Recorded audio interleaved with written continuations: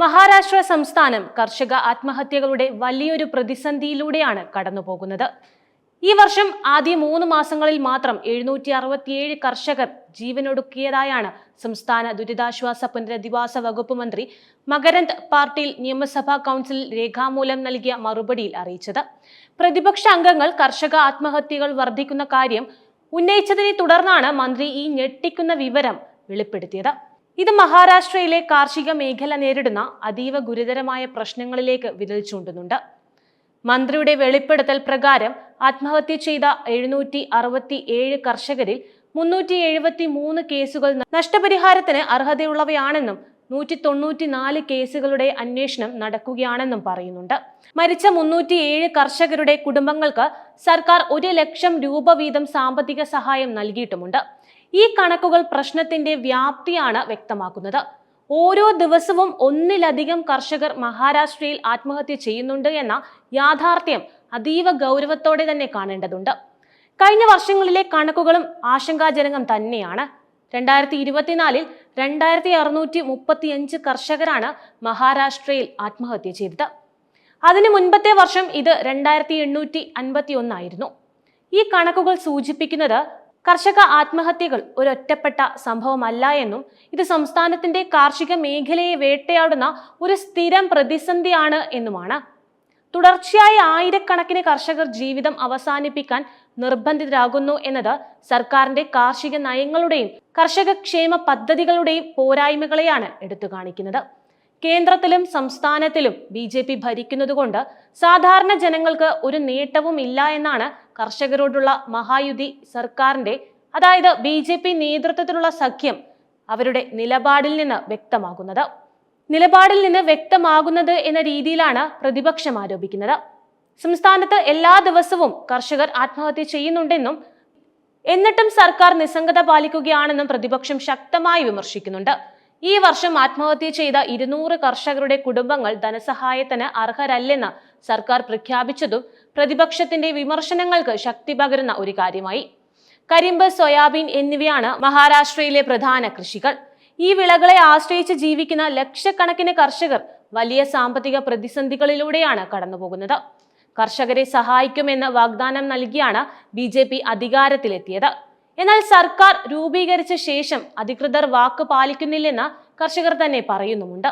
വിളനാശം, വരൾച്ച, അപ്രതീക്ഷിത മഴ, കീടബാധ, ഉൽപ്പന്നങ്ങൾക്ക് ന്യായവില ലഭിക്കാതെ വരുന്നത്, കടക്കെണി, വായ്പ തിരിച്ചടയ്ക്കാൻ കഴിയാത്ത അവസ്ഥ തുടങ്ങിയ ഒട്ടനവധി കാരണങ്ങളാണ് കർഷകരെ ആത്മഹത്യയിലേക്ക് തള്ളിവിടുന്നത്. പ്രതിപക്ഷത്തിന്റെ പ്രധാന ആരോപണം സർക്കാർ കർഷകരുടെ പ്രശ്നങ്ങളെ ഗൗരവമായി കാണുന്നില്ല എന്നതാണ്. കർഷകരുടെ ദുരിതം ലഘൂകരിക്കുന്നതിന് ആവശ്യമായ ദീർഘകാല പ്രതിസന്ധികളോ അല്ലെങ്കിൽ അടിയന്തര സഹായങ്ങളോ നൽകുന്നതിൽ സർക്കാർ പരാജയപ്പെട്ടു എന്നാണ് അവരുടെ വാദം. ധനസഹായത്തിന് അർഹരല്ലെന്ന് പ്രഖ്യാപിക്കപ്പെട്ട 200 കുടുംബങ്ങളുടെ കാര്യത്തിൽ സർക്കാർ എന്ത് മാനദണ്ഡങ്ങളാണ് സ്വീകരിച്ചതെന്ന് വ്യക്തമാക്കേണ്ടതുണ്ട്.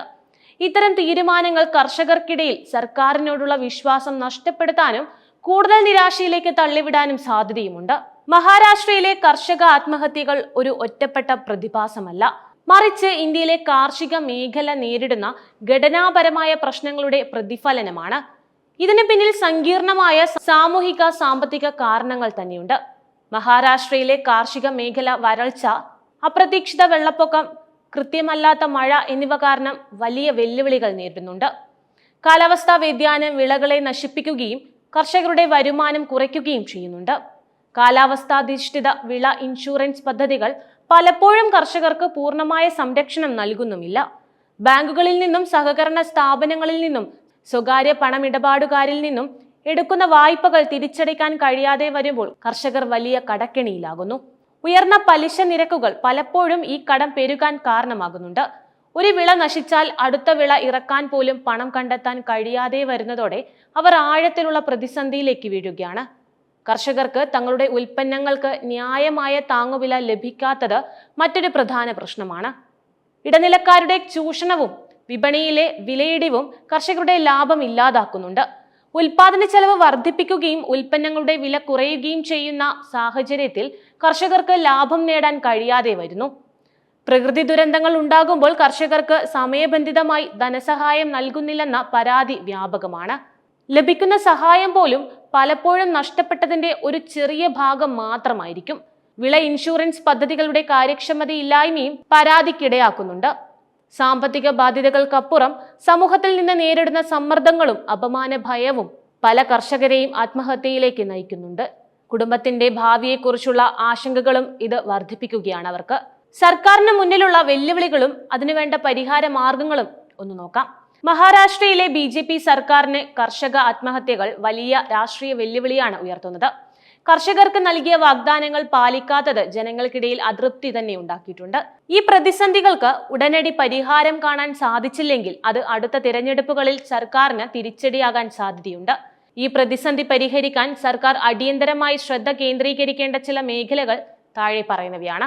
കാലാവസ്ഥാ വ്യതിയാനങ്ങളെ അതിജീവിക്കാൻ കഴിയുന്ന വിളകൾ, ജലസേചന സൗകര്യങ്ങൾ വർദ്ധിപ്പിക്കൽ, ഉൽപാദന ചെലവ് കുറയ്ക്കുന്നതിനുള്ള സാങ്കേതിക സഹായം എന്നിവ ഉൾക്കൊള്ളുന്ന ഒരു സമഗ്ര കാർഷിക നയം രൂപീകരിക്കണം. കർഷകരുടെ കടബാധ്യത ലഘൂകരിക്കുന്നതിന് കടാശ്വാസ പദ്ധതികൾ, കുറഞ്ഞ പലിശയിൽ വായ്പകൾ ലഭ്യമാക്കുക, പഴയ വായ്പകൾ എഴുതിത്തള്ളുക തുടങ്ങിയ നടപടികൾ സ്വീകരിക്കാം.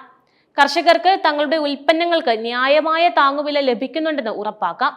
ഇടനിലക്കാരുടെ ചൂഷണം തടയാൻ കർഷക നിയമങ്ങൾ കൊണ്ടുവരാം. സംഭരണശാലകളും ശീതീകരണ യൂണിറ്റുകളും വർദ്ധിപ്പിക്കുന്നത് വിലയിടിവ് തടയാൻ സഹായിക്കും. വിള ഇൻഷുറൻസ് പദ്ധതികൾ കർഷകർക്ക് സമയബന്ധിതമായും പൂർണ്ണമായും പ്രയോജനകരമാവുന്ന രീതിയിൽ പരിഷ്കരിക്കാം. മറ്റൊരു കാര്യം, കർഷകർക്കിടയിലെ മാനസികാരോഗ്യ പ്രശ്നങ്ങൾ തിരിച്ചറിയാനും അവർക്ക് കൗൺസിലിംഗും മറ്റ് പിന്തുണ സേവനങ്ങളും നൽകാനും സർക്കാർ മുൻകൈ എടുക്കണം.